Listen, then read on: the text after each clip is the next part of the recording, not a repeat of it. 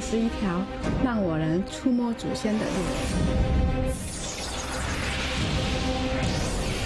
या ठिकाणी नोकरी धंदा व व्यवसाय या संधी 12 महिने उपलब्ध असतात.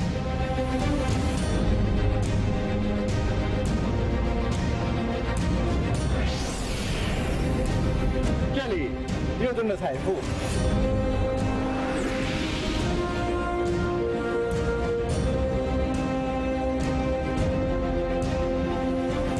Bu gaz quvuri bizga kirsa kelib жатыр.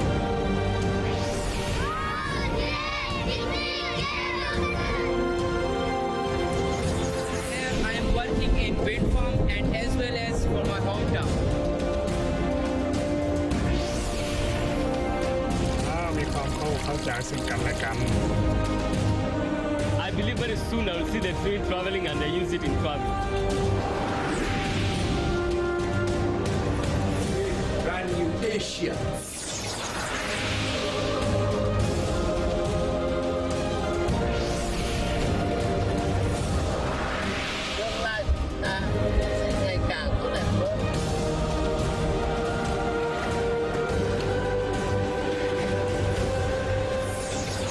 Pétaï, Ilou.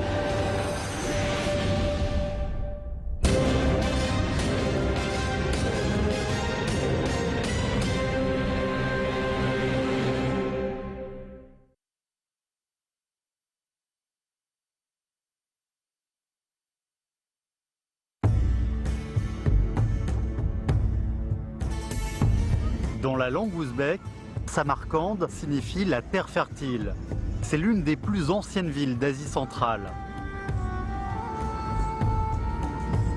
À partir du début du IIe siècle avant Jésus-Christ, elle est devenue un nœud important qui reliait respectivement la Chine et l'Empire perse, ainsi que l'Empire romain et l'Empire arabe.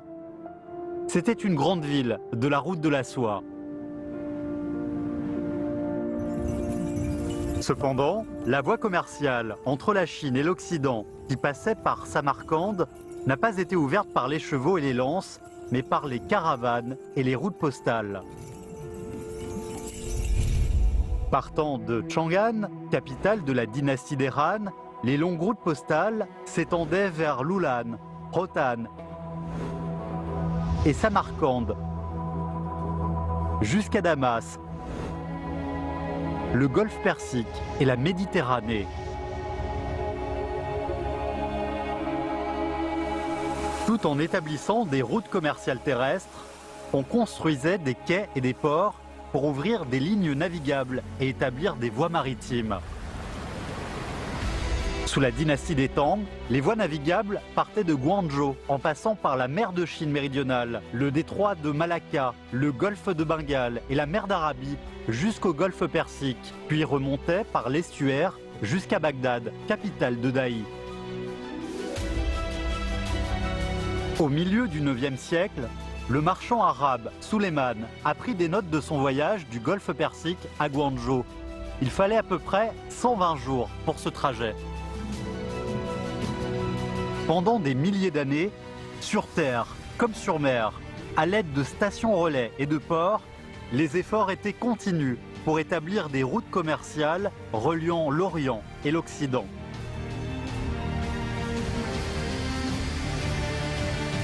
L'interconnexion répond à la soif de communication de l'être humain.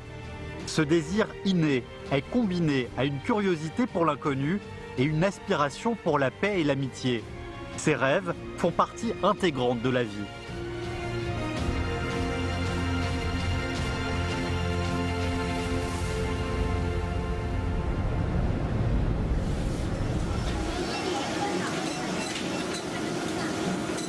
Le travail quotidien de Yang Hong est d'emballer les ordinateurs assemblés. Face aux ordinateurs portables sur la chaîne de montage, elle ne sait pas qu'un ordinateur portable sur 4 dans le monde est fabriqué à Chongqing.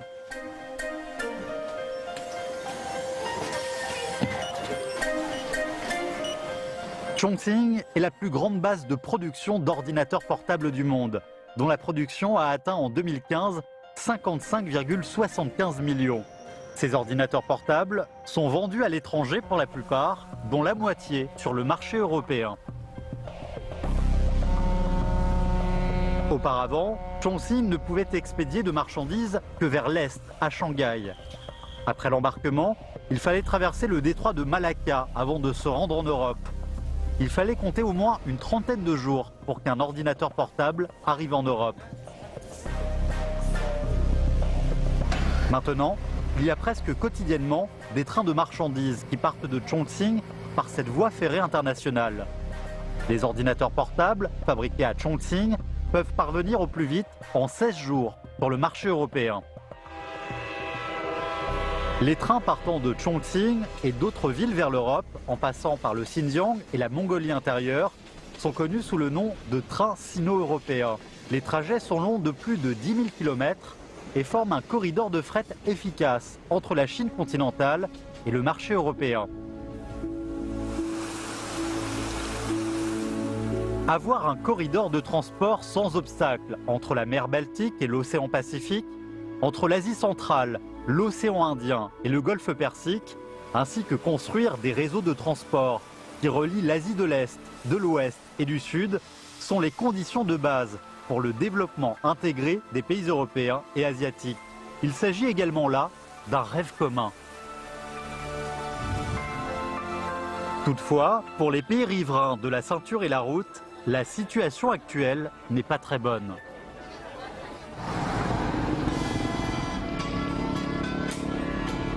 Chaque jour, de nombreuses personnes partent de Vientiane pour prendre des photos de mariage à Tanalang. C'est ici que se trouve la seule gare au Laos. Les trains venant de Nong Khai en Thaïlande s'arrêtent à la gare de Tanalang pour quelques heures. Les trains sont ainsi devenus le fond de photos le plus populaire chez les jeunes pour leurs photos de mariage.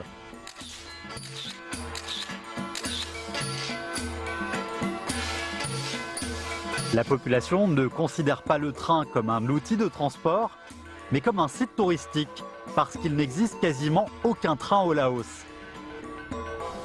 La longueur de cette voie ferrée n'est que de 3,5 km à l'intérieur du pays.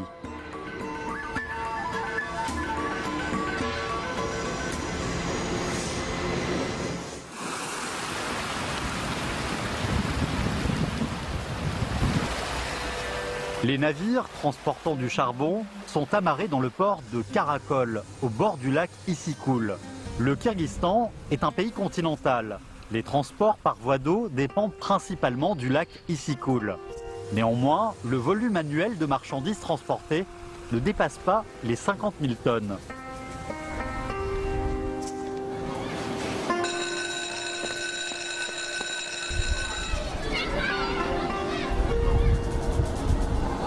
L'école de Camilla se trouve tout près du port de Karakol.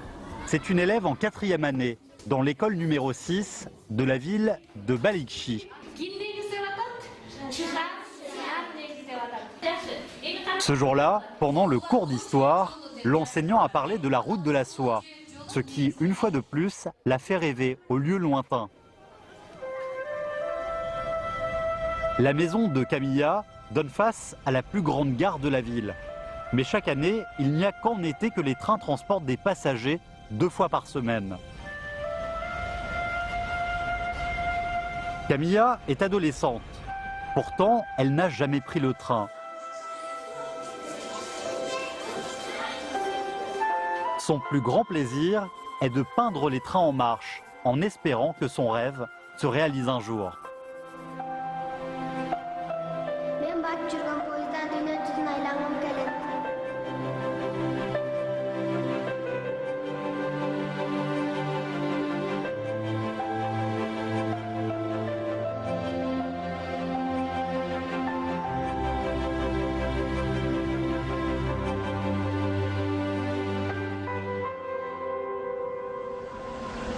Cependant, la ligne du chemin de fer au Kyrgyzstan, d'une longueur totale de quelques 400 km, est divisée en 2 parties non connectées, du nord et du sud du pays.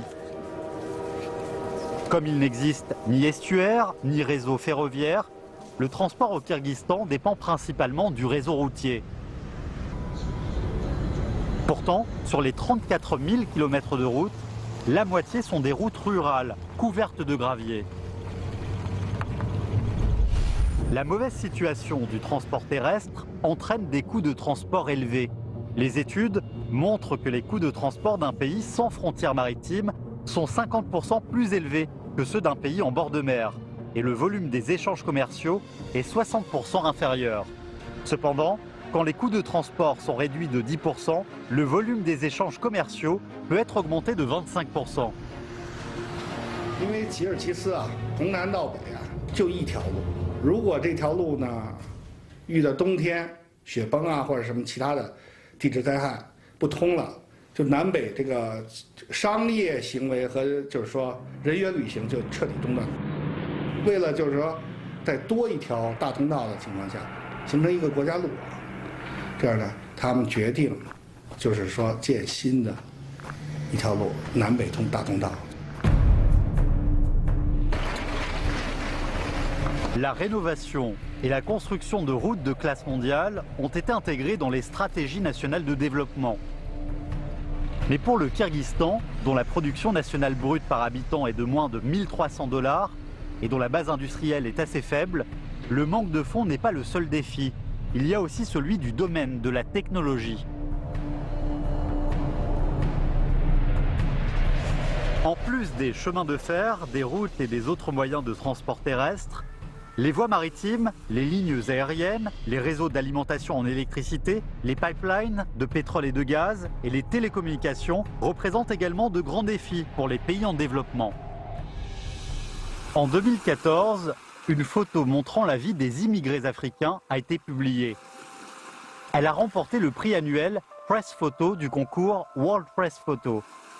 Sur cette photo, on peut voir des jeunes sur la côte de Djibouti tenant haut leur portable dans le ciel noir afin de capter le réseau en provenance du pays voisin.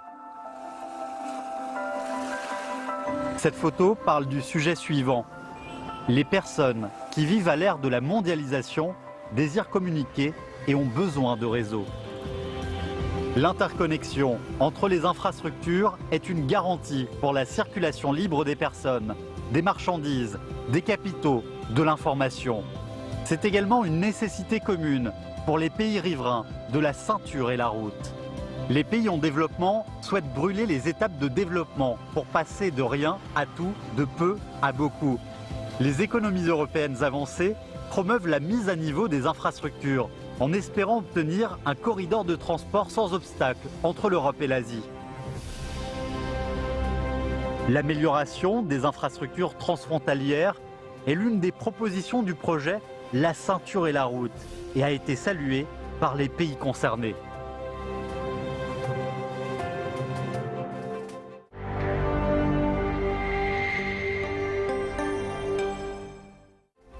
Sur le quai de la gare d'Ankara, les passagers attendent le prochain train à grande vitesse. Oumar habite à Istanbul. Le week-end, il retrouve souvent à Ankara les amis qu'il a connus pendant ses études universitaires.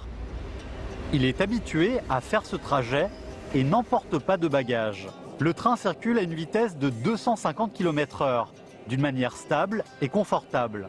Ce voyage, auparavant long et fatigant, est même devenu agréable. 2 heures plus tard, Oumar peut rentrer chez lui, à Istanbul.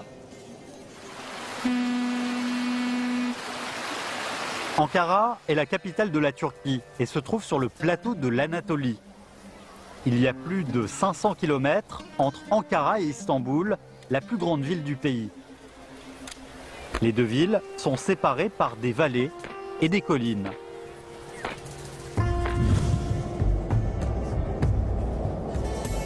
En 2014, un train à grande vitesse qui traverse le plateau anatolien et se rend jusqu'à la côte de la Méditerranée a été mis en service. Il forme un corridor de transport entre Ankara et Istanbul. Cette voie ferroviaire à grande vitesse a une longueur de 533 km, dont 158 km ont été construits par des entreprises chinoises. Bien que la longueur de cette section ne représente qu'un tiers du kilométrage total, sa construction a été la plus difficile, avec 37 tunnels et un pont d'une longueur de 10 km.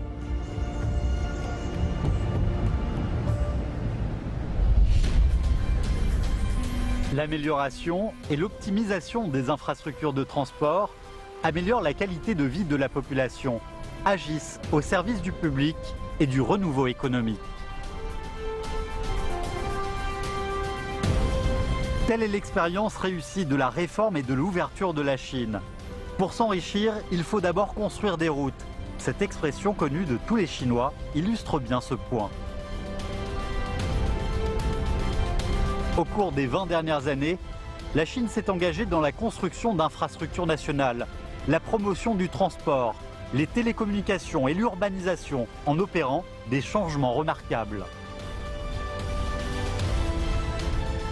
China's, by example, is a leader in infrastructure, and it's a leader in creating the infrastructure and in getting the society together to support the infrastructure. So it's remarkable what's happened here the last 20 years. La Chine est le pays dont l'ampleur de la construction des chemins de fer à grande vitesse est la plus grande et dont le réseau est le plus vaste dans le monde. De la mise en service du premier chemin de fer à grande vitesse en août 2008 à la fin de l'année 2015, la longueur des chemins de fer à grande vitesse construits et mis en service est de 19 000 km, ce qui représente plus de 60% du réseau ferroviaire à grande vitesse du monde. La Chine possède des systèmes technologiques complets et de riches expériences concernant la conception, la construction et l'exploitation des chemins de fer à grande vitesse, ainsi que leur système de signalisation. La Chine est le pays dont les capacités de construction d'infrastructures se développent le plus vite. De l'achèvement de la construction de la première autoroute en octobre 1988 à la fin de l'année 2015, le kilométrage des autoroutes mises en service en Chine a atteint 100 000. À la fin de l'année 2015, il existe en Chine 25 villes qui ont construit 112 lignes de transport sur rail urbain. Le kilométrage total d'exploitation est de près de 3300 km. Pourtant, il y a 10 ans, il existait seulement 7 lignes de métro en Chine continentale, avec un kilométrage total de 146 km.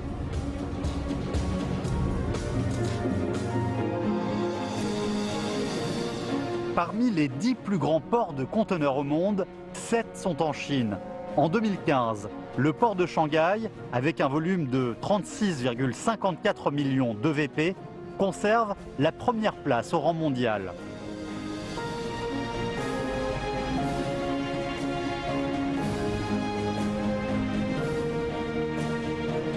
Des voies ferroviaires aux routes, des métros aux ports, la Chine montre une grande capacité de construction d'infrastructures.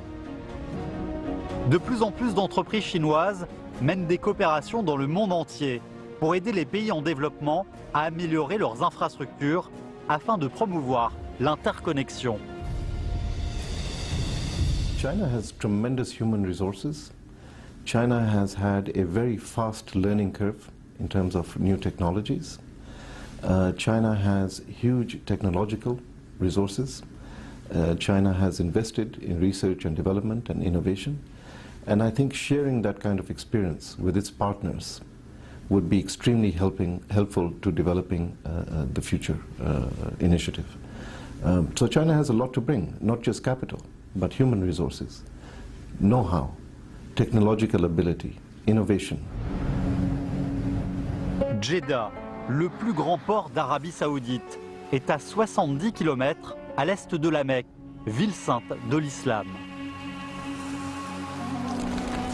Depuis le XVIIe siècle, Jeddah, port de passage des pèlerins, est toujours prospère. La famille d'Ahmed, qui habite ici depuis toujours, exploite l'alimentation Hajj de génération en génération.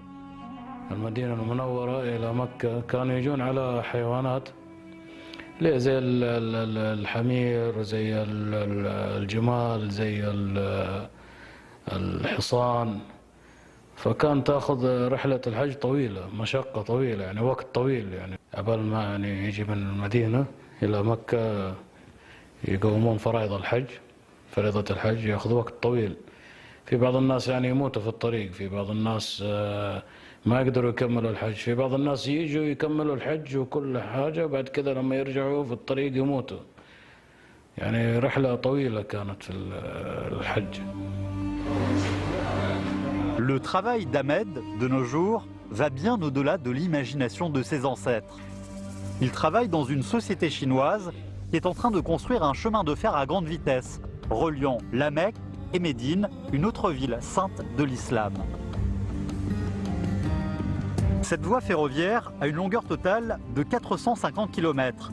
La vitesse maximale conçue est de 360 km/h. Elle est le premier chemin de fer à grande vitesse construit en Arabie Saoudite. Le 18e bureau du chemin de fer de Chine assume la construction de la section de la Mecque à Jeddah. Auparavant, ils avaient construit une partie importante du réseau de chemins de fer dans le Golfe, reliant le nord et le sud de l'Arabie Saoudite, ainsi qu'un métro pour servir spécialement les pèlerins, le métro léger de la Mecque. Le pèlerinage à la Mecque de l'année 2015 approche. Il reste cependant encore à terminer un pont pour le chemin de fer de 1500 mètres de long de la Mecque. Il doit finir la construction de la structure du pont avant le pèlerinage.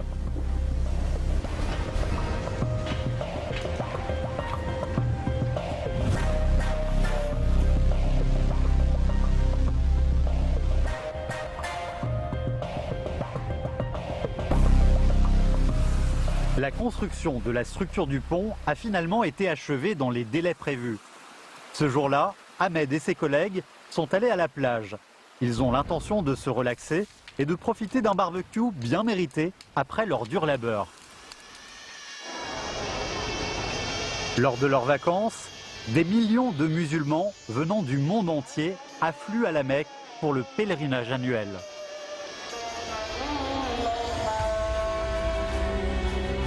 Ahmed espère qu'après la mise en service, le train à grande vitesse aidera davantage de musulmans à réaliser leur rêve de pèlerinage. Plus important encore, il construira un espace de survol de l'Arabie Saoudite.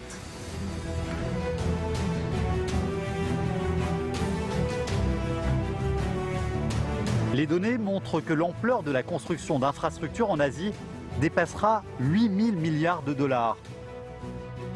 Ceci est non seulement un énorme marché, mais aussi une opportunité majeure qui créera un nouveau plan de développement économique pour l'Eurasie. Khoujand, la deuxième ville du Tadjikistan, est une ancienne ville importante de la route de la soie. Le musée situé dans la ville raconte l'histoire de cette cité antique d'Asie centrale.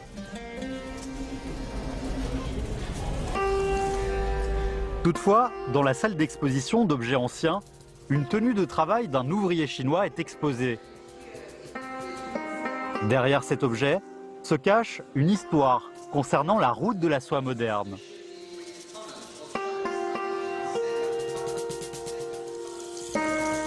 Это личная одежда Саши, один из строителей китайца.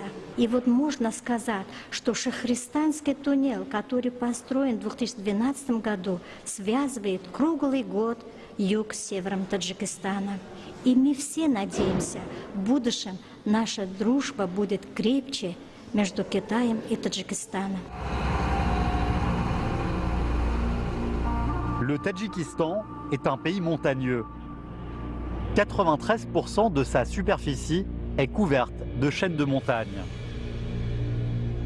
Le tunnel Shah-Waziristan, d'une longueur de 5 km, se trouve dans la zone de gorge du grand passage nord-sud du Tadjikistan. Avant sa mise en œuvre, une énorme montagne faisait barrière au transport nord-sud. Les constructeurs de la Société des routes et des ponts de Chine, après des efforts assidus pendant 6 ans, ont achevé en octobre 2012 la construction de ce tunnel d'autoroute, le plus long d'Asie centrale.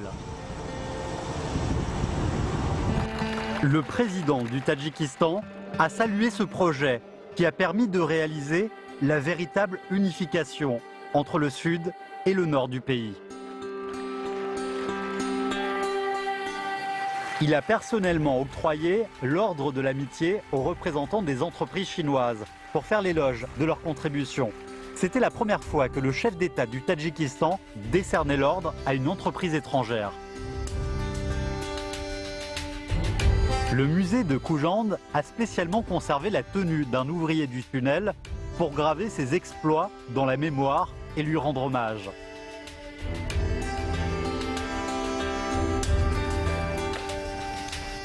Luan Guetta garde soigneusement une médaille d'amitié, également octroyée par le président Rachmon. 当时在这个授勋这个仪式上，塔吉克斯坦总统拉赫蒙，还特意用他的胳膊搭在我的肩上，试了试，说我要看看你这个肩膀，能不能顶得住压力，能不能为塔吉克再做一些更大的工程，完成更重要的任务。 En octobre 2013, Luan Guetta a dirigé l'équipe de construction en charge de l'ouverture du tunnel Ratlon. Il s'agissait d'un projet de contrôle de la construction de l'autoroute entre le Tadjikistan et la Chine. L'autoroute entre le Tadjikistan et la Chine part de Dushanbe, la capitale du Tadjikistan, à l'ouest. Elle dessert à l'est le port de Koulma, à la frontière entre la Chine et le Tadjikistan, en traversant le plateau Pamir d'une altitude de 4000 mètres. C'est un grand passage qui relie la Chine au Tadjikistan. Dangara est un village situé non loin de la capitale Dushanbe. Ce jour-là, Goulof Hilari et les villageois se sont réunis à l'entrée du village pour observer la puissance mécanique moderne. Les enfants jouent autour des engins de construction. Les travailleurs du groupe des routes et des ponts de Chine ont construit une autoroute devant leur porte.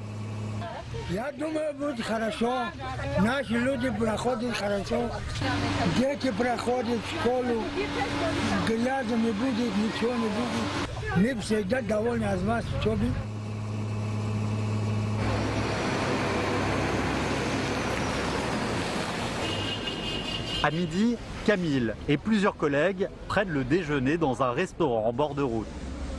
Âgé de 57 ans, il est chauffeur de camion-citerne et parcourt de longues distances.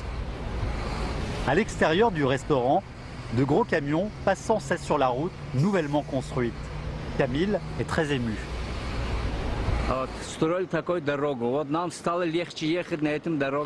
Хорошая дорога. Раньше ехали сутки, 1,5 сутки. Сейчас за 10-11 часов на грузовой машине ездим. С Худжанда до Душанбе. Depuis des milliers d'années, les marchands parcourent l'ancienne route de la soie à travers le plateau Pamir, connu comme la colline Tsongling, pour transporter les marchandises de l'Est et de l'Ouest à travers le Tadjikistan. L'autoroute entre le Tadjikistan et la Chine et celle entre le Tadjikistan et l'Ouzbékistan relie ce pays enclavé et montagneux au reste du monde.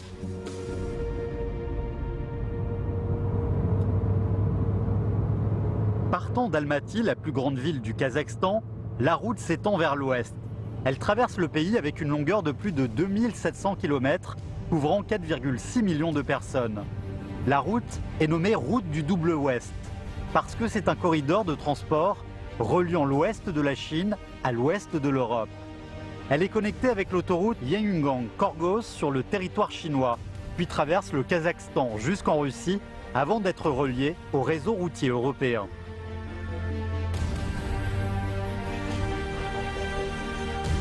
La construction de la route du double ouest fait partie du programme de la route éclairée du Kazakhstan.